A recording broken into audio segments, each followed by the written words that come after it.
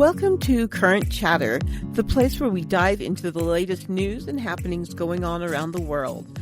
Join mother and son duo Kota and Losa as they engage in lively debates over current affairs and anything else that sparks a discussion. With diverse perspectives and a bit of fun, you never know what topics will come up next. Tune in every Friday afternoon for your weekly dose of Current Chatter. Welcome to Current Chatter. It's Friday afternoon. You know what that means? Time for me and Kota to figure out what's going on in the week. How you doing today, Kota? I'm just trying to get over this cold that I have. It's spread throughout the house so fast, like I started to feel like crap. Wednesday morning, I woke up with a headache and the body aches, and I was like, fuck, I don't want to do this. So I ended up like sleeping in a little bit and then going to work. And Thursday, one of my really close coworkers, Tris, went and bought me some meds and orange juice, and then I was good to go after I had some meds and orange juice. But it's funny because Rin sent Tris a message asking Tris to buy me meds because I said, yeah, I will ask them to get me meds, but I wasn't really going to. You know, like it's weird asking your friends to grab you medicine. Yeah. And I wasn't going to do that to Tris because I didn't want her to miss any work. But I felt weird. Like, you know how it is working in the office. You feel weird about asking one of your coworkers to go grab you medicine, even though you're like fully capable of getting medicine. But like I felt like such shit I was not leaving my office at all. Kota. I just didn't want to do that to Tris. Yeah. That means you're a good person. That means someone raised me right. Mm-hmm. That's exactly what it is. How about you? How was your week?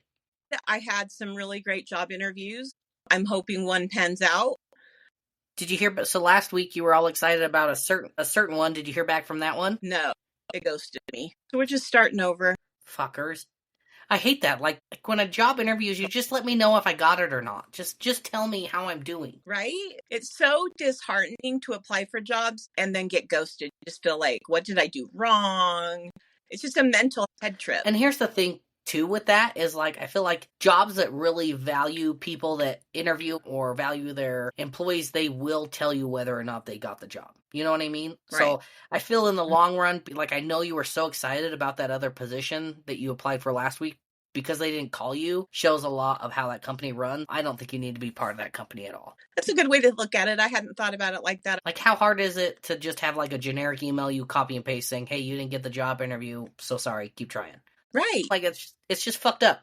Tell me if I got the job or not. And the job market is so flooded right now. It's ridiculous. Yeah. What else you got going on this week? I did read this crazy article that I'm super excited to tell you about. Okay. Let me just read you the header. Colombian police catch a man smuggling packets of cocaine under his toupee. Under his... Already then. It's exactly what you think it is. He didn't have anywhere else to hide him? That's not a lot of Like, did he have his hair done up in a beehive of some kind? No, it just looked like a flat-ass fucking toupee. And he's not even missing any hair. He just shaved his head and then, like, glued a toupee on top of it, and the police caught it instantly. That's awful. Who is that stupid? I'm sorry. Who is that stupid? It was 220 grams worth of cocaine packaged in small baggies underneath what the police are calling narco wig. So, like, it happens enough they have a name for it. That's awesome. Have a name for it. That is insanity. So, I guess approximately the drugs were worth 10,000 euros. What is euros converted to American dollars? I don't know. So that's $10,392.40 in American money. That's pretty good. That's a paycheck. It's worth enough to me to hide it under my toupee. Police video released on Monday captured the moment an officer wearing blue gloves carefully removed the suspect's wigs with scissors, revealing approximately a dozen packages of cocaine. Furthermore, police statements confirm the suspect's prior criminal record while indicating 2 previous drug trafficking convictions. I wonder if the dude has tried this wig thing before, and that's where they named the drug trafficking wig after, was this dude just trying to perfect it. I just don't understand why you can think that you're going to get away with it. I mean, criminals can be crafty as fuck, and then they can also be dumb as fuck. Yeah. Do you know what I'm saying? But yeah, that was a crazy story that I read into this week, and I was like, I gotta tell Mom this. People are hiding drugs under toupees. You could hide it under your beard. You got a really thick beard. I definitely could. I've thought about that, like going to festivals or concerts. I could definitely hide paraphernalia under this beard. I went and got a chemical peel this morning, so my face feels like I have 100 little fire ants crawling all over it. What is a chemical pill? Can you explain that? So what they do is they put a chemical on your skin that will make it so that you peel off the top 3 or 4 layers. This is a deep peel, so it'll be a while before. It takes about a week, and you slough off all your skin. And because of cancer, I have these horrible, deep pop marks on my face that I want to get rid of. And doing the chemical peels will peel that off so that I can not look like a cancer patient. So really, it's just like taking off extra layers of skin before they can be scars? So you're just trying to speed up the process of the skin layer shedding? Yeah. That's wild. I've never heard of a chemical pill. It tingles. It tingled really bad when she did it, but she's like, that's natural. So, yeah. Haven't you put enough chemicals in your body? Not nearly enough. Time I turn around, they're like, we're going to give you one more thing to try to do this. Did you happen to catch any new documentaries this weekend, Mama? The only one I caught was the one that we were asked to review for the podcast with the Gabbie Petito story. Crystal asked us to catch that out. Rin and I started the first episode. We just haven't had time to watch the next one. Did you and Dad finish it? We did finish it, and it was really, really good. Oh my God, give me the tea. Tell me everything, Mama. So, how far did you get into it? I don't want to ruin it for you. So I already know a lot of the case just based on the podcasts I've listened to, the things I've read up on. So I know a lot. I don't know much detail. You can give me the whole spiel. I want to hear it all. I'm going to go watch it. I've seen a couple of the Gabbie Petito stories since the death and since it all happened.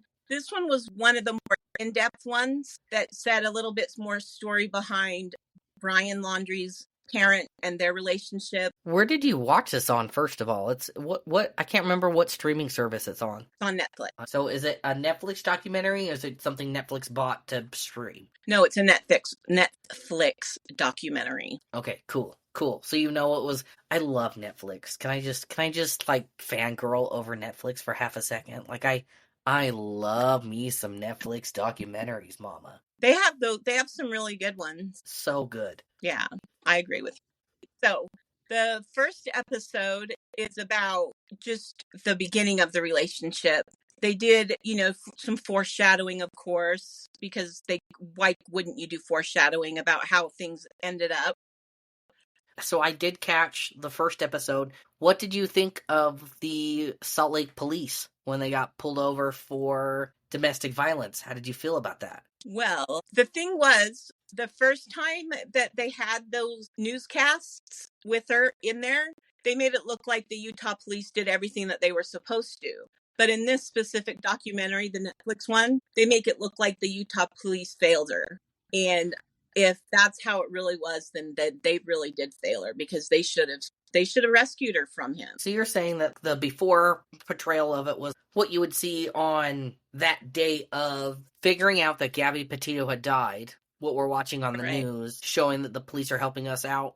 But when they've got the documentary after this long period of time, you're seeing what else transpired during the investigation, correct? Exactly. And it was just sad. It's just hard to believe that somebody would do that. But then you think, was it love? What was it? What caused it?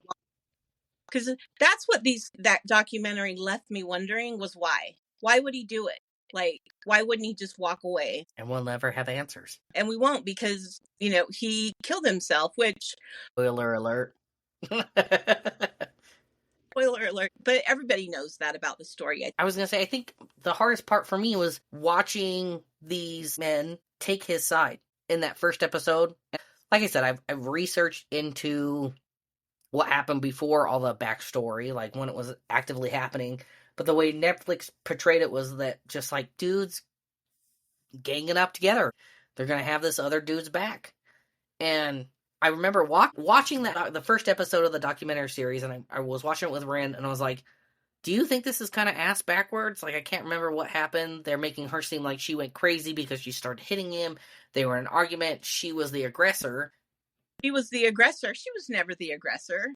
Then that's the thing, is like, the way they had portrayed it was I had completely forgotten 10 minutes before that someone had called saying a dude was hitting his girlfriend. I had completely forgotten about that little aspect of it, and Rin and Tristan were like, no, someone called about him hitting her. I was like, oh shit, you're right. But the whole time, like, watching it, I was like, did she start that shit? Is she just crazy? Like, the way they're portraying her, is she just like some love-stricken teenager, you know? But you have to just picture Gabby's mind frame. It's just a little bit less mature because of the age, you know? And she was very, very, very, like, emotional, had horrible, horrible anxiety. But that doesn't mean that he can treat her that way. Just because you have anxiety doesn't mean treated like shit. The second episode was what happened to her. Where did they end up finding her and all that stuff? And it's just sad. She was off a cliff, right? Is that how they found her? How did they find her? Nope, she was in the middle of the Grand Tetons. So there's a lot of open space out there in the Tetons. Where the fuck is Grand Tetons? It's in Wyoming. So after they left Utah, they headed up to Jackson Hole area of Wyoming, which is beautiful. Been there a couple of times, love it up there. But that's where he murdered her. I can't think of if I have been up that way. I've been with my sisters and I went with some friends a long time ago. Okay. So that's where he murdered her. And then he came home, and when he got caught, he killed himself, which I don't think is very fair. The police were all up in their business. The Laundrie mom and dad, they are culpable a little bit because the mom told Brian at some point that she would help him hide a body if he ever asked her to. Okay. So you and I are very close, right? There isn't anything I wouldn't do for you. There isn't anything you wouldn't do for me. Would you have supported me if I was in Brian's footsteps? I love you, boo, but no. You have to come clean. At some point, you have to be like, somebody needs to stand on their own 2 feet. I'm trying to put my perspective where Brian is. If I had ever harmed someone in a way that ended up in homicide, you and Dad would probably be the first people I told, other than my partners, you know? Do you think that that's what happened? He told them exactly what happened, and Mom was like, here's the story we're going to go with. Yeah. That's what I think happened. Because they immediately, as soon as he got home, they immediately lawyered up. Gabby hadn't even been reported missing, and they already had a lawyer. That is suspicious as fuck. Right. Mm-hmm. So as soon as the police came over and said, we're just looking for Gabby, what happened? They were like, you're going to have to talk to the lawyer. Very sus, if you ask me. And what do you think, like, makes that different? Like, you're saying you would completely turn me in 100%. What makes your views different from the way that mama was thinking? Because the way I think about Brian's mom thinking is, I've got to protect him at any cost. What is your thought process to being like, hey, my son fucked up, here's what he did? Me personally, if you came to me and said you did what Brian had done, then I would convince you to turn yourself in, because the last thing I'd want is to lose you.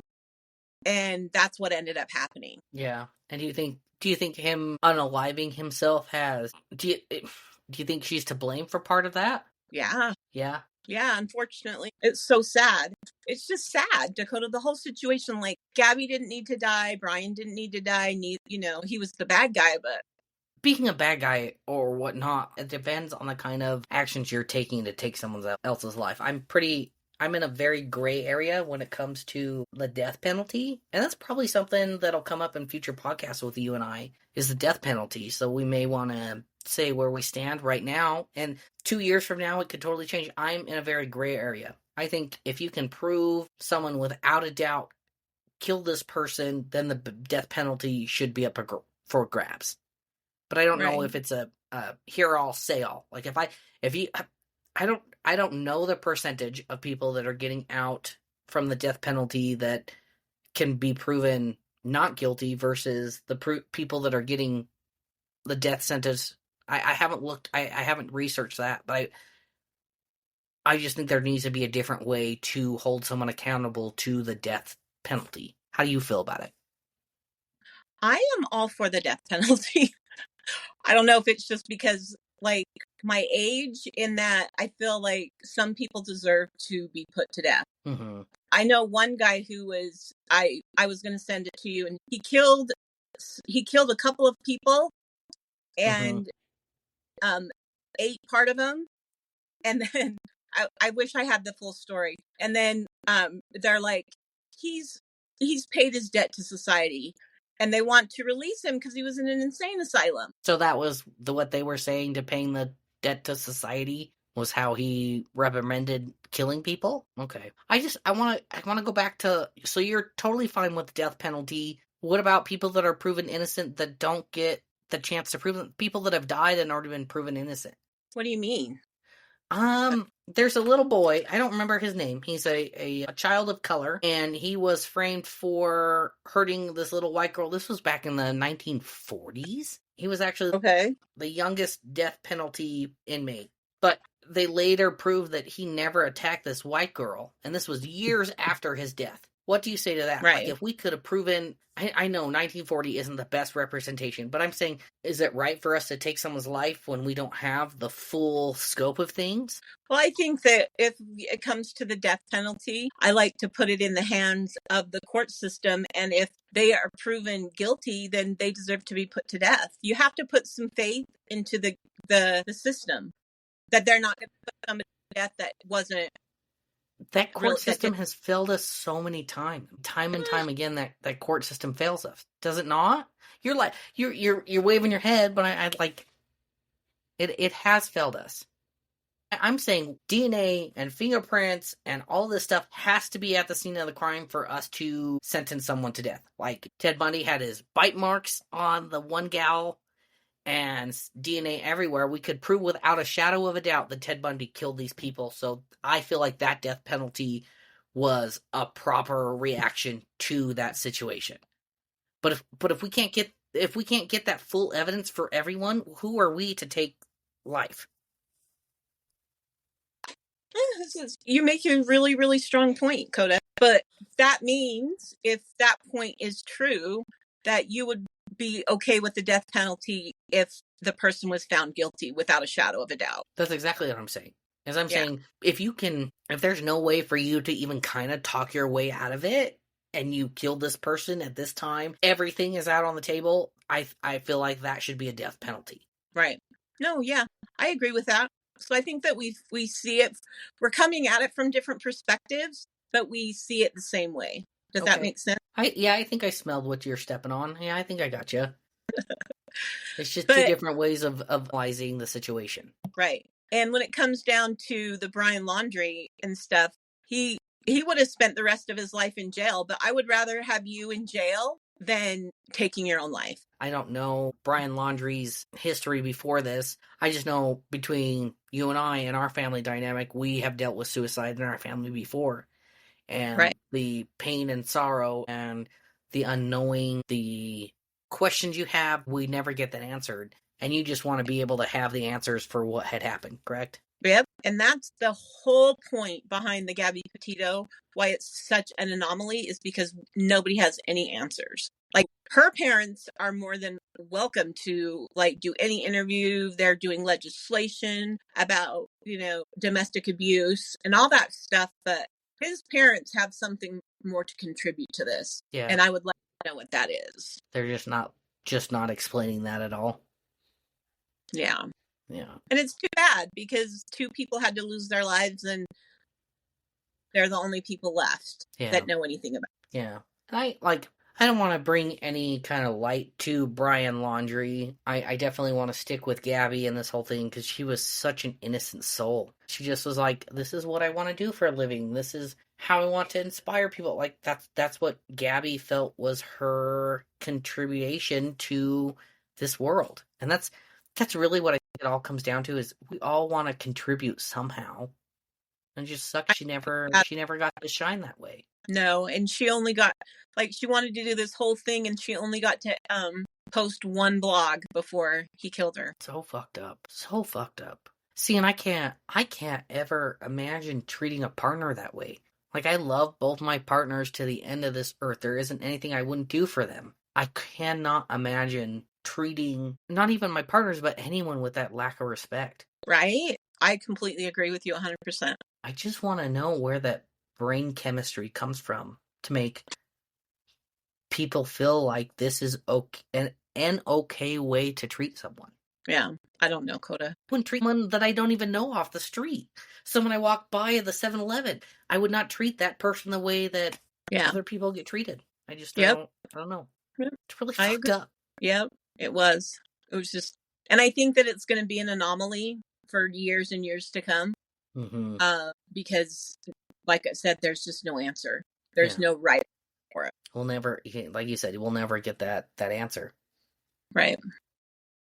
Thanks for tuning in, everyone. Have a good one. Bye. Hey, guys. I just wanted to take a moment and say thank you for all the love and support you've shown me and Mama. Please remember to like, share, follow, maybe tell your uncle and your auntie about the podcast. Mama and I are having a great time doing this, and we want to continue to do this, so please help us out. And remember, drink your water and talk to your therapist. Okay, bye-bye. Hell yeah, I suck toes.